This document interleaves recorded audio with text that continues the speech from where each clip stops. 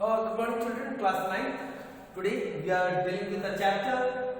We are going to go through this, that is the moments. Literature से, that is Weathering the Storm in Ersama by Harsh Mander. Now ये जो Weathering the Storm in Ersama है written by Harsh Mander, ये story है क्या? Let us पहले go through that. Then we will move on with the topic. It is a story that gives an account of the storm that hit the coastal town of Ersama, Odisha in 1999. ये कहानी एक true story पर है जो कि 1999 की है, 1999 की, जब एक बहुत जबरदस्त आंधी स्टॉर्म उड़ीसा के कोस्टल टाउन जिसका नाम है एरसामा उसे हिट किया था, वहां बड़ी तबाही मचा दी थी। ये इसी बेस पर कहानी बनाकर एक लड़के प्रशांत की है स्टोरी में मेन कैरेक्टर, जो इस फ्यूरी को यानी स्टॉर्म की फ्यूरी को फेस करते हुए अपने गांव पहुंचता है। तो how it goes on, let us continue with the topic. Prashant went to his friend home. Prashant अपने दोस्त के घर जाता है, फ्रेंड्स हाउस इन एरसामा इन 27 अक्टूबर 1999। यह घटना 27 अक्टूबर 1999 की है जब प्रशांत अपने मित्र के यहां जाता है। और अब इट वाज 7 इयर्स जब इसकी माता जी का डेथ हो चुका होता है, 7 वर्ष अब तक हो चुके होते हैं। इन द इवनिंग, शाम के समय में बहुत ही बड़ा heavy and continuous rain filled the darkness. बहुत ही जबरदस्त और लगातार की बारिश चारों तरफ अंधकार सा फैला देता है। Trees were uprooted, waters entered the friend's house, the speed of the wind was 350 km/h। और उस आंधी, बारिश के साथ साथ आंधी जिसकी रफ्तार थी हवा की 350 km/h, सारे वृक्ष को उखाड़ देता है, पेड़ों को उखाड़ देता है। बारिश इतनी ज्यादा होती है आंधी के साथ कि इसके फ्रेंड के घर में भी पानी घुस जाता है। Everything was destroyed there, the scene of destruction was horrible. सब चीज तबाह हो जाता है और वो दृश्य बहुत ही डरावना होता है। प्रशांत और उसका दोस्त एंड हिज फैमिली फ्रेंड्स, यानी कि उसका जो फ्रेंड होता है, उसका परिवार होता है, ये लोग रिफ्यूज लेते हैं, छत के ऊपर शेल्टर लेते हैं। प्रशांत उस सारे नजारे को बिल्कुल नहीं भूल पाता जो उसने देखा। वो बहुत ही शॉक होता है कि बड़ी बड़ी संख्या में वृक्ष उखड़ रहे हैं और चारों तरफ दूर दूर तक सिर्फ पानी ही पानी नजर आ रहा है। It covered everything as far as the eye could see. जहां तक नजर जाती वहां तक सिर्फ पानी ही पानी, चारों तरफ ढका। मकान सब टूटे हुए, houses were broken, dead animals in human bodies floated everywhere. मतलब जानवरों के डेड बॉडीज, इंसान के डेड बॉडीज पड़े हुए जो चारों तरफ पानी में तैर रहे हैं। Huge trees had fallen. उसी दौरान दो कोकोनट ट्रीज जो गिरता है तो प्रशांत के फ्रेंड के मकान के ऊपर गिर जाता है और उसी के फल को, कोकोनट को, ये लोग अपने कई दिनों के भोजन के तौर पर इस्तेमाल करके जीवित बचते हैं या जीवित रहते हैं। For a couple of days, Prashant sat huddled on the rooftop with his friend's family.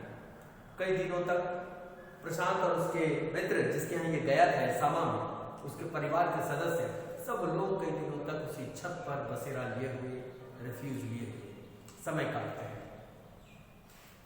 ठंडी हवा चल रही होती है, मौसम इतना चिल्ड हो जाता है कि ये लोग उस फ्रोजन वेदर में भी, लेकिन करना क्या है, आसरा तो लेना है। प्रशांत को अपने फैमिली की याद आती है, थॉट ऑफ हिज फैमिली, और वो डिसाइड करता है कि वो वहां से निकले। जबकि उसके परिवार के यानी फ्रेंड के परिवार के सदस्य उसको मना करते हैं कि इस आंधी में ऐसे माहौल में ना जाए, लेकिन उसको अपने परिवार की ध्यान हो जाता है, उसको means Prashant. He was worried about his family, so he got a strong stick. He then started on his way of 18 kilometers to his village. The flood water was swollen. और ये क्या करता है कि स्टिक अरेंज करता है डंडे की, और ये निकल पड़ता है जहां ये था एरसामा में। यहां से इसका गांव लगभग 18 किलोमीटर की दूरी पर होता है। ये घर के लिए निकल पड़ता है, लेकिन बाढ़ का पानी चारों तरफ फैला हुआ। इस नजारे में, ऐसी स्थिति में प्रशांत अपने घर की ओर चल पड़ता है। प्रशांत waded through water on the way he found two friends of his uncle. जब ये रास्ते में पानी को प्लांगता हुआ पार करता हुआ बढ़ रहा होता है, तो रास्ते में इसको दो लोगों से मुलाकात होती है जो इसके अंकल के मित्र होते हैं। वे भी घर लौट रहे होते हैं। इनको भी यात्रा के दौरान इन लोगों को, यानी कि दोनों अंकल के फ्रेंड और प्रशांत को, जितने भी तैरती हुई डेड बॉडीज ऑफ एनिमल्स और ह्यूमंस हैं, उस सबको साइड कर करके, अलग कर करके, जो उनसे आके टकरा रहा है करके, उस बीच से रास्ता निकाल के चल पड़ा। प्रशांत went thinking that no one in his family would be survived, और ये इस चीज को, यानी डेड बॉडीज को देखते हुए ये चिंतित रहता है रास्ता में यात्रा के दौरान कि हो सकता है इसके परिवार के सदस्य भी जीवित ना बचे। फाइनली प्रशांत reached his village, जिसका नाम था कालीकुडा, KALIKUDA, कालीकुडा। प्रशांत लास्ट में अपने गांव कालीकुडा पहुंच जाता है इन सब परेशानियों से लड़ता हुआ। The roof was the only thing that could be left of his house, और इसके मकान का, इसके गांव में जो इसका घर होता है, उसका सिर्फ छत ही इसको नजर आती है और बाकी सब डूबा हुआ है। So he went to the Red Cross Center to look for his family there. इसीलिए वो घर न जाकर सीधा रेड क्रॉस सेंटर में चला जाता है। Red cross is an institution जो बाढ़ के क्षेत्रों में मदद मुहैया कराती है लोगों को जो ग्रसित होते हैं। ठीक है, डिजास्टर में हेल्प करने वाला एक इंस्टीट्यूशन है रेड क्रॉस। यह अपने परिवार के सदस्य को खोजने के लिए वहां के शेल्टर में चला जाता है। ये देखता है कि इसके मैटरनल ग्रैंडमदर हैं, यानी कि नानी इसकी वहां होती है, और ये बहुत शॉक होता है, मिरेकल होता है कि अरे वाह यार, ये लोग अभी जीवित हैं, परिवार के सदस्य जीवित हैं।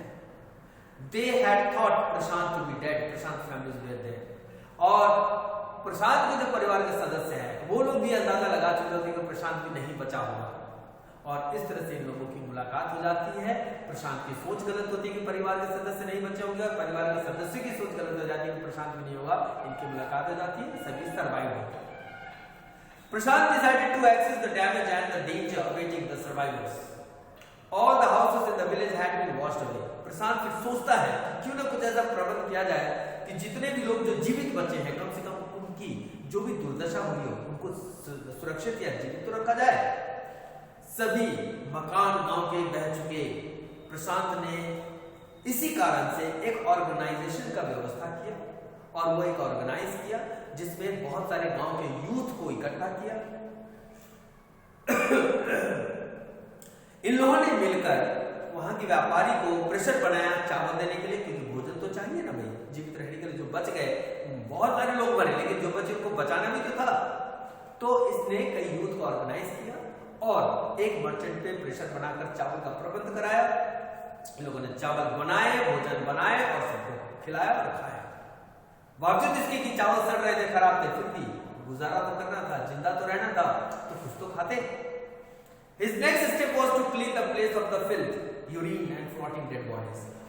तो एक तो ये इसने टारगेट बनाया कि ये फुलफिल करना है, लोगों को जीवित रखने के लिए व्यवस्थाएं, प्लस इसने एक और स्ट्रेटेजी तैयार की जिसमें कि उस क्षेत्र की सफाई किन चीजों से, फिल्थ से, यूरिन से, गंदगी से, उसके बाद आपको कहता है फ्लोटिंग डेड बॉडीज से, इसकी भी क्लीन करने की व्यवस्था उसने सोची और उन्हीं यूथ को एकत्रित करके इस पे भी वर्क किया। इस तरह से 5वां दिन बीता। 5वां दिन के बाद एक मिलिट्री हेलीकॉप्टर जो आया था भोजन के पैकेट्स ड्रॉप करने के लिए, लेकिन इट डिड नॉट रिटर्न, उसका कोई बेनिफिट हुआ नहीं, लौटा नहीं। इस तरह से प्रशांत और उसके ग्रुप ने क्या किया कि कुछ बच्चों को डिप्यूट किया एक ड्यूटी के लिए, ताकि भोजन मिले, क्योंकि उनका आना और बेनिफिशियल ना हो पाना इनको दिक्कत कर रहा था। तो कुछ बच्चों को इन्होंने सेलेक्ट किया, डिप्यूट किया, और क्या किया कि बच्चों को कहा कि लेट जाए और खाली बर्तन यूटेंसिल्स अपने पेट पर, स्टमक पे रखें, जिससे कि नजर आए कि बर्तन खाली है और लोग डेड बॉडीज की तरफ पड़े हुए हैं, ताकि भोजन मिले। And it was to communicate to the passing helicopters that they were hungry. Finally they got the food through air dropping, और इस तरह से एयर ड्रॉपिंग के द्वारा उनको भोजन की व्यवस्था मिली। तो ये तीसरा काम था भोजन प्राप्त करने के उपाय में प्रशांत की ही योगदान था। Next, Prashant become a saviour, और अब तक उस क्षेत्र में प्रशांत एक पॉपुलर फेस बन चुका था, वो एक सेवियर हो गया था, रक्षक। He brought the orphan children and made a shelter for them. इसने क्या किया, जो भी अनाथ बच्चे बच गए, जिनके पेरेंट्स या गार्डियंस जीवित नहीं थे, उन बच्चों को इसने एकत्रित किया और उनको रहने का व्यवस्था कराया। विमेन से कहा, जो बच गई थी, सर्वाइव थी, कि इन बच्चों को टेक केयर करें। But he soon found that the women and children were sinking deeper and deeper in their grief. तो अब इसे एहसास होने लगा कि महिलाएं, बच्चे सब के सब गम दुख में डूबे जा रहे हैं, क्योंकि परिवार के सदस्य हो चुके हैं सब, पूरी अर्निंग मकान सब तबाह हो गया. He made them join the food for work program. तो व्यस्त रखने के लिए, क्योंकि खाली दिमाग शैतान का घर होता है, हम सब जानते हैं. तो instead of thinking nonsense and negative and going into the grief, प्रशांत ने क्या किया कि सबको एक प्रोग्राम के तहत जोड़ दिया. That was the food for work, यानी कि काम करके भोजन प्राप्ति का कार्यक्रम में. It was started by a non government organisation, जिसको एनजीओ कहते हैं, और यह एक कार्यक्रम किसी एनजीओ के द्वारा संचालित किया जा रहा था. तो इसमें इनको जोड़ा गया, इनको बच्चों को और उन महिलाओं को जो ग्रीफ में, दुख में, गमगीन थे. He engaged other volunteers to help keep widows to start their lives. इसने कई और वॉलंटियर को एंगेज किया प्रशांत ने, जो विडोज थी, जो विधवाएं रह गई थी, वो भी नए सिरे से जिंदगी जी पाए, है ना, कष्ट ना हो उनके जीवन में. तो उसके लिए भी कार्यक्रम किया, यानी कि ऐसा व्यवस्था कराया कि इनकी भी जिंदगी व्यस्त रहे. He also believed that orphans should be restless in their own community or resettled in their own community. इसने यह भी सोचा और उस पर काम किया कि जितने भी अनाथ बच गए हैं, ये किसी अनाथ आश्रम या कहीं और ना जाए, बल्कि उसी जगह में रहे जहां की ये जन्मे पले बड़े बच्चे हुए.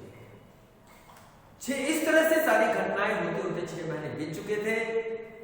अब तक सुपर साइक्लोन लगभग पास कर चुका था. प्रशांत नाउ थॉट अबाउट हिमसेल्फ. क्या सोचा उसने? पहले तो इसके पास टाइम नहीं था भाई. Social work, it was a social work. मित्र के यहाँ से आना, अपने गांव के लोगों को मदद करना अनेक रूप से.